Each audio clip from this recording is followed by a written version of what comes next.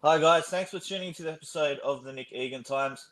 I have Michael Triantafilou, who is a great guest, a proud Greek man, a proud Greek family man, who comes from great stock, who is currently in his fourth and final year as a student, studying logistics management at Ohio State University, and an avid fan of the Ohio State Buckeyes football.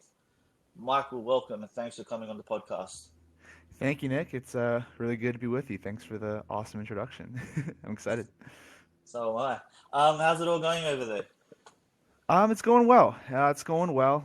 We were just talking before this podcast about school and stuff, and I'm in my last semester here of school, so took today to just kind of get caught up on some homework and do some work like that. So, but it's been good generally. It's been good. Going well with family. Got had a nice holiday with everyone.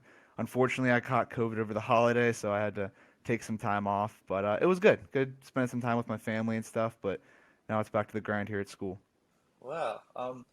Talk briefly about getting COVID. What was it like? How did it feel like? It was a little rough. Being up here at in Ohio State, it's a campus environment, a college campus environment, so there's a lot of people here kind of going out and seeing people going to bars. So, the zip code that I'm in here in Columbus, Ohio, has one of the higher COVID rates in my state in Ohio. So I know a bunch of people who have gotten it because of that, and they've all had mild cases, but mine was a little rougher. It felt kind of like the flu. I had the flu a few years ago, and it felt just like that. I was tired. I had a headache. Um, I was just kind of down all the time. You just generally feel like you're not doing well. My dad described it like I guess one of his friends told him that it was like the worst hangover you've ever had, and I think that was an accurate way to describe it. Because you're just yeah, I don't know, you're just feeling down all the time. I also had a fever too. That was one of the biggest symptoms. But I lost my taste and smell actually after I recovered from my fever and my fatigue. So it was kind of like two stages. I lost that for like a few days, but I gained it back, and now I'm well over the. It's been a couple weeks now since I've had it, so I'm feeling good now. Got my taste and smell back, and no lingering symptoms. So I'm very fortunate that I had a lighter case, but because I know it's been more serious for other people, but it was okay for me. I got through it, so a little rough, but we're good now. That's terrific, and I'm glad that you're obviously feeling a lot better and yeah, everything's going well for you again Mm, because yeah, it's a crazy time we're in. yeah, absolutely. All right, for the listeners, let's jump straight into it. Who is Michael Triantafilou? Who am I? I don't know. That's a big question, I guess. I think the way you described it was good. I'm from Cincinnati, Ohio. I know you've had a lot of my other family members on here, a lot of my cousins. You have my dad on here too, Alex. So you've probably heard from them, kind of how I grew up. So born and raised Cincinnati, Ohio, to a Greek family. My dad is Greek, and that was a big part of my childhood, a big part of my life growing up. Staying with my she taught me the language, the culture, and probably the biggest thing is an appreciation for Greek food. So I'm was always really big into that as a kid, and I think that's kind of translated into who I am now. I like cooking a lot. Something I've kind of tried to pick up during the pandemic, trying new things and trying to just experiment with that kind of thing has always been a joy. Seeing my because both my parents are avid cooks, and so is my obviously. So that was one thing I like to do, just a small hobby I've kind of picked up. But yeah, born and raised in Cincinnati, Ohio, and then after high school, decided I want to kind of travel a little far away from home, just kind of get out and see more places, and I decided to go to the Ohio State University, which you mentioned at the beginning.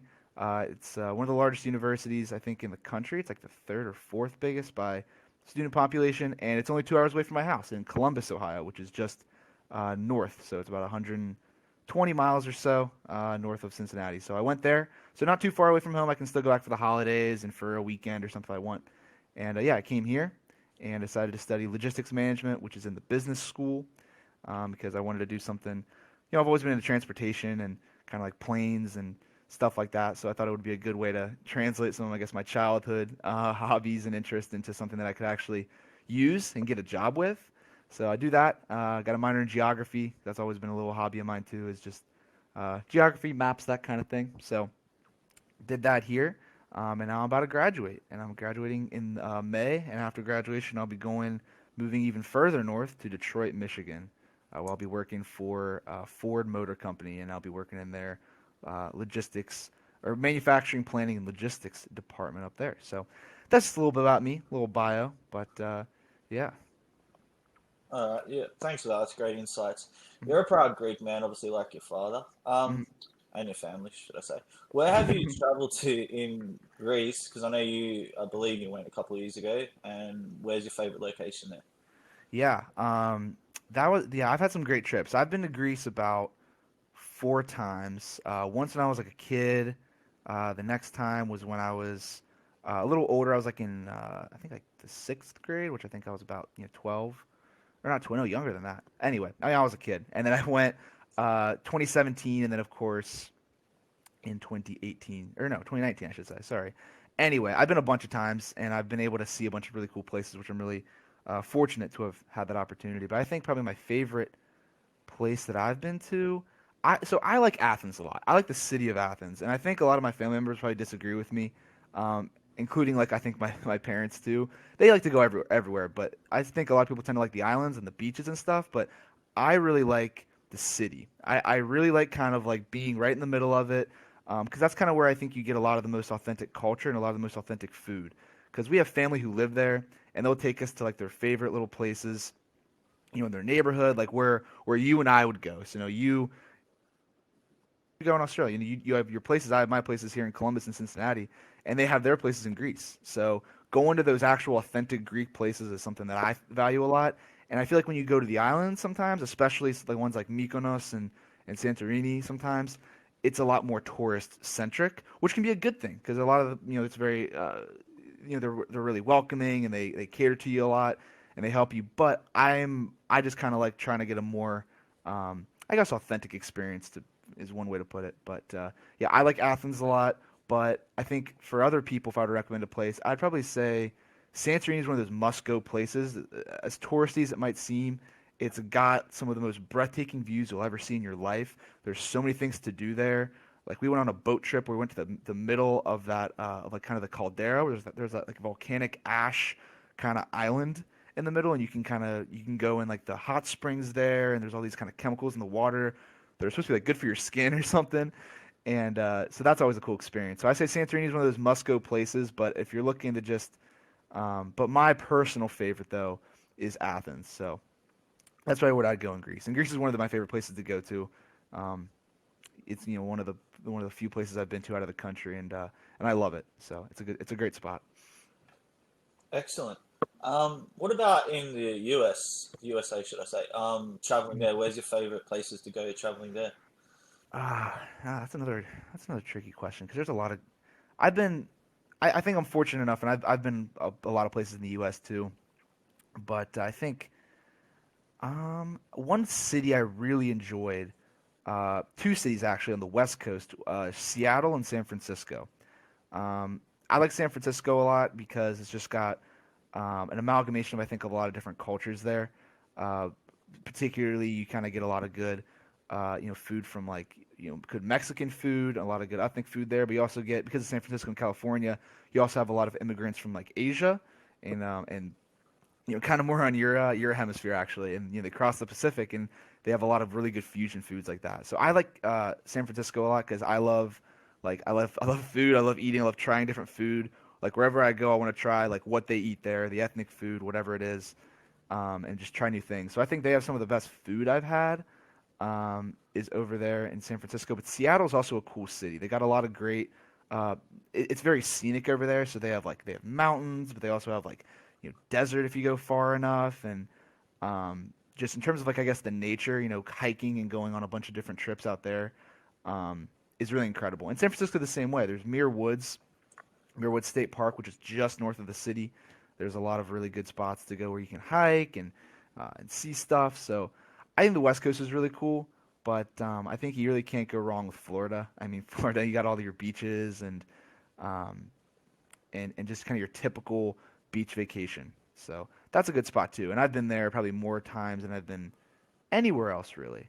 So, but I'd say the West Coast. I've only been there like 2 times, but I definitely want to make a trip out there again because it's just got some incredible sights and some incredible culture and some really good food. So I can recommend that. Terrific. Tell me about studying at Ohio State University. Yeah, elaborate on that. Sure. Yeah. Yeah. Ohio State's a great school. It's like I said, it's one of the bigger schools in the U.S. and kind of known throughout the country as primarily like a football school. So American football is huge in the U.S. and it's massive here in Columbus. The Ohio State Buckeyes, our football team, actually just competed for the national championship about a week ago. They unfortunately lost that game to Alabama, but they're one of the biggest. They're one of the powerhouses in American college football. So being here, that's a huge part of the culture. Going to football games, I'm sure it's similar to you guys and and rugby, obviously, um, which I actually played back in high school, so I can relate a little bit to that. But no, football is definitely the preeminent sport here in the United States. So that's a big part of the culture and what we do here. But it's also while it may be known for that for some people, for a lot of people in Ohio, and I think it's a growing sense around the country. It's really become a preeminent academic location and a research university. So being such a big university, it has a bunch of resources and a lot of different programs. And the program I'm in, the business program, you get a lot of great professors from all over the world that can come and teach and share their experiences. So that's really why I value the school. Honestly, I mean the football and all that kind of stuff is a plus. But I really like it because it really offers some academic resources that I don't think you can get anywhere else in the country. Um, so I enjoy that aspect, and of course, just meeting new people too. So being a big school, it draws people from all over the U.S. All 50 states. So while I'm here, I have friends from California and Washington and Massachusetts and Florida. So it's a good chance just to meet people from all over the country and get all those different perspectives and build kind of connections with people who I wouldn't normally. I mean, not to say, if I was just in Cincinnati, I'd only meet people from Ohio, but coming here definitely gives me an opportunity to meet a bunch of different people. So that's a few of the reasons why I like Ohio State and kind of my experience here. But it's definitely been a very positive experience, and I'm enjoying my time. And I'm a little sad to be graduating because it'll all be over in a few months. But I got bigger and better things ahead of me, so it also excites me what I have in store for the future. So that's always good. Well, that's wonderful. Congratulations on nearly finishing up. Thank you. It's a big achievement and obviously the next step in your future in your career. So, Hmm. yeah, that's Thank you. amazing. Tell me about studying logistics management, and you were doing a minor, I believe, in geography. So, what Hmm. attracted you, and yeah, what interests you with that? Yeah. I kind of touched on it a little earlier too. When I was coming into school, I mean, I knew, I guess, a little bit what I wanted to do. I had a couple different things I'd always thought of, but I wasn't really exactly sure. And I don't think a lot of people going into college really know exactly what they want to do at, 17 or 18 or, however old you are. But I think I had a general idea. One of my ideas I kind of want to do is, go to law school. I had done mock trial throughout high school, and, my dad is an attorney as well. So that's always been a part of my life growing up is just knowing that from him and seeing him do that. So that was always something in the back of my mind. But I decided I didn't want to fully, I guess, commit to that at the time. I wasn't 100% sure. So kind of put that on the back burner. Still entertaining the idea, maybe one day going back and going to law school. But that was one idea I had. Another idea I had was going into something business related. So you talk to my cousins, Petey and Brett. Of course, they both went into business as well. Kind of similar parts, honestly. I know Brett's in kind of a supply chain role, so it's kind of a little bit of a similar aspect. So I kind of had that also thinking about, and logistics was more of like a transportation based study at that point. And one thing Ohio State did a little differently, other schools had like just supply chain, they had logistics. So logistics, they talked about networks and transportation networks and like planes and trucks and stuff. And I was like, that's always kind of cool. I've always when I was a kid, I was really into like airplanes and airports and stuff. And I was like, yeah, why not? I can learn more about it and like I said, make it into something I can get a job with, and not just because I liked it as a kid, but also because it had potential. It's a growing field. So that was one thing I really wanted to do.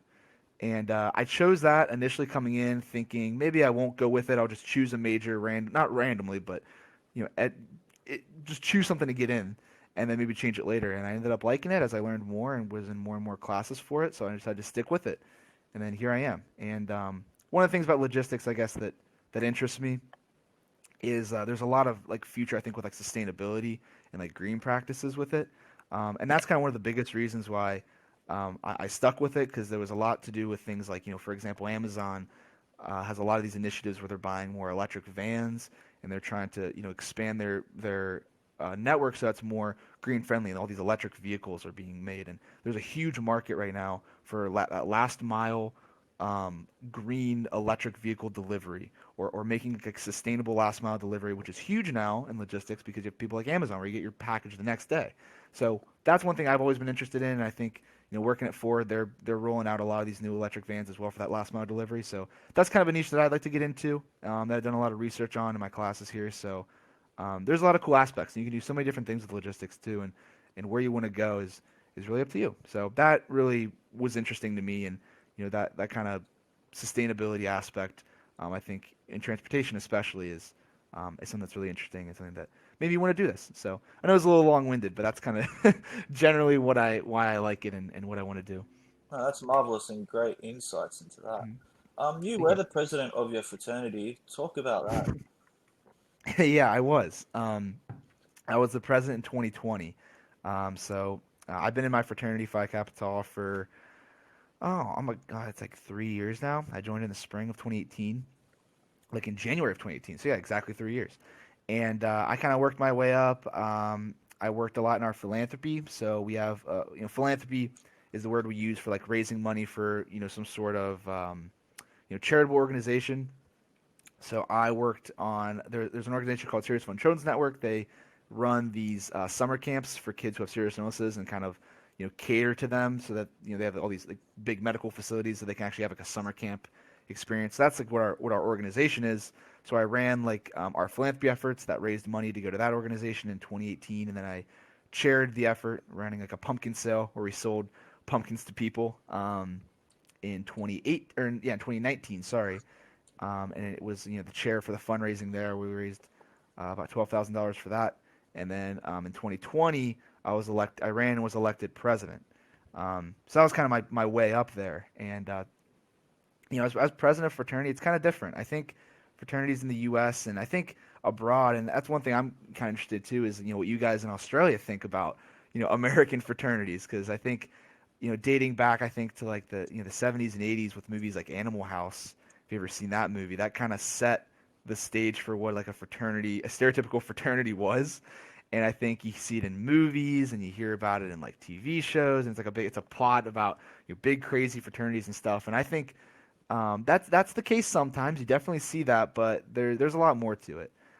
So being a president of fraternity really gave me the opportunity to deep dive into what that was and gave me a lot of good leadership experience. Because there's a lot of different parts. You got the philanthropy stuff, but you also have to deal with things like if people are going to hold a party, like how do you do that safely?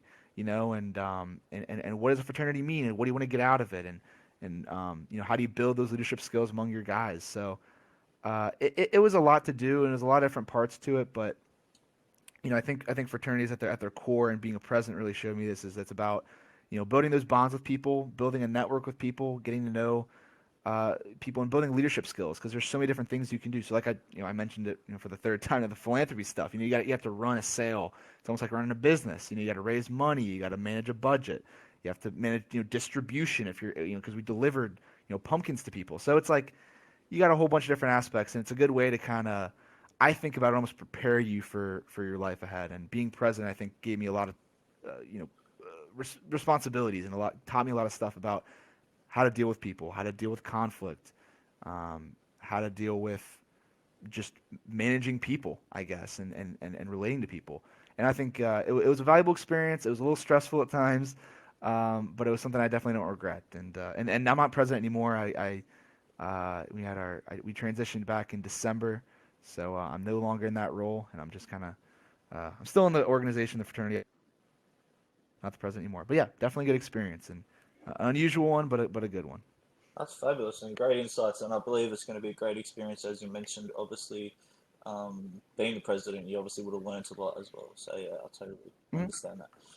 Tell me Absolutely. about your interests and hobbies. You're into boating, cooking, and fitness. Talk about Yeah, there's just a couple that I listed off the top of my head. But one thing, boating, I don't know if they mentioned in the other one, in the other podcasts you've done. Yeah, I listened to a few of them, but um, my family, or we like to go on like boating trips and stuff. I've been doing those since I was a kid.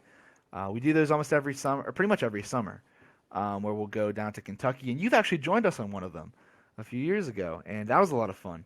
Where we go down to Kentucky and we go to a lake and either rent a pontoon or in the past we had boats where my dad and my uncle George have like co-owned a boat, and now George has his own boat, so we'll go down on those sometimes. And just hang out on the water ski. We like to ski a lot. Me and my cousin Kiriako, we like to do that. Tubing, whatever it is. I know you've gone tubing a few times with us, and that was a lot of fun. So yeah, just being on the water, I've always liked. I worked at a marina for a little bit a few years ago down on the Ohio River, so I have a lot of experience just with boats, boating and kind of the recreational boating, that kind of thing. So always been something I've been interested in, and something in the future I've always kind of wanted to continue, maybe getting my own boat or like a Sea-Doo or something like that. And then you mentioned cooking too. That's always fun. That's kind of something I've picked up recently. I moved into my own house here up in Columbus while I'm at school. I have a couple of roommates and everything, but we like to cook. We like to try different things out.